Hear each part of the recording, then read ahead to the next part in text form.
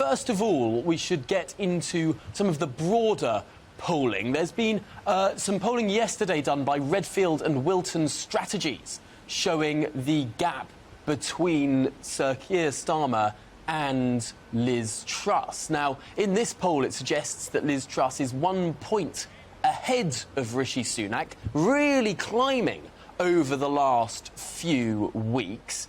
Viewers on television now can see a graph plotting how Liz Truss has been climbing against Starmer there. But also Redfield and Wilton looked at these numbers for Rishi Sunak.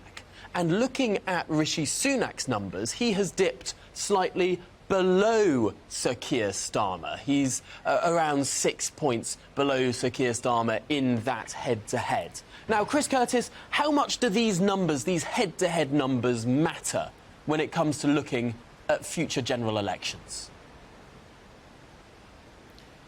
Well, I think firstly it's worth noting that your first comment is true. It is certainly true that Liz Truss's polling ratings have improved quite substantially over the past few weeks, particularly among those who voted Conservative at the last election. Basically, as Conservative voters have got to know Liz Truss, they've started to like her. And that's one of the reasons why she's now beating Keir Starmer in those head-to-head races. I mean, in terms of what it means for the next general election, I'd say probably not very much. Liz Truss is probably at this stage going to become Prime Minister in September. When she becomes Prime Minister, she's going to have an opportunity to set her vision out for the country. She's probably going to have a honeymoon period, but she's also going to face severe headwinds, problems with the cost of living crisis, problems with the NHS, problems with the economy. And ultimately, how she ends up dealing with those as Prime Minister is going to be the biggest question for the next general election, not how popular Liz Truss is right now. Interesting point there. Now, you say that she's probably going to become Prime Minister. Of course, 12 days ago, we saw a poll from YouGov that really set the narrative here, where Liz Truss had a 24-point lead over Rishi Sunak, beating him by 62 points to 38 points. Now, that was almost 2 weeks ago, that poll. But today we've seen an interesting poll reported in The Times. Now, this is by an Italian pollster, Tecne, I think they're pronounced, which shows a much narrower lead now for Liz Truss over Rishi Sunak. Just around 5 points is her lead, according to this new poll. Now, there's been a lot of discussion online about this poll, about how much we can trust it. We haven't seen this particular pollster organisation poll Conservative members before. What's your take on this particular poll and how it's been reported in The Times? I mean, healthy scepticism is always a good thing. You know, a pollster's come out, they've said that they've polled Conservative Party members, they've got these results. We have to believe that that's the case until we're presented with substantial evidence implying otherwise. But, you know, there's very little you can tell, to be blunt, about a polling company and the way that they do stuff just based on what we can see online. You don't know how they managed to source this sample and whether there may be problems with that. You don't know what quality control procedures they've put in place.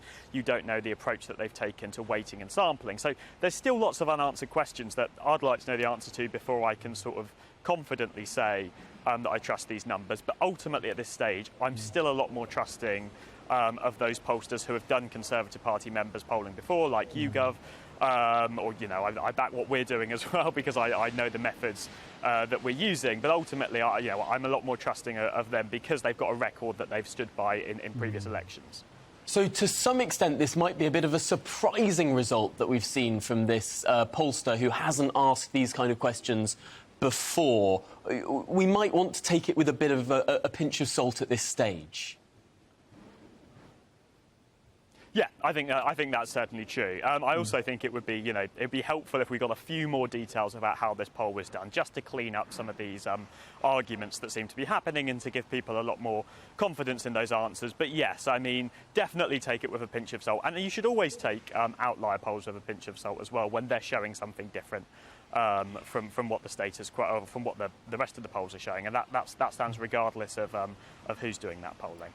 Now, we have seen a lot of polls in terms of how the candidates are supposed to have done in these leadership debates. We've seen polling in terms of the issues. We've seen polling in terms of the country at large. But we really haven't seen many member polls at all, really. In terms of looking at the last 2 weeks, it's only that YouGov one about 12 days ago, and now this Techne one today, which seems to have been leaked to the Times in a very confusing way. The Times claiming that this was a poll commissioned by the Liz Truss campaign. I spoke to the Liz Truss campaign this morning, who say that they didn't commission this poll, although they had seen it, but they don't know who commissioned it. It seems like there's a lot of murky goings-on and not that much clear data. Well, I mean, it's always a bit the case in Conservative Party elections. They're always a bit messy. We're going to be running another public opinion poll of Conservative Party members. That's going to be out next week, Tom, and I suggest you keep your eyes peeled for that. Well, excellent. We will look out for that next opinion poll of... is that of Conservative Party members? Yeah, that will be.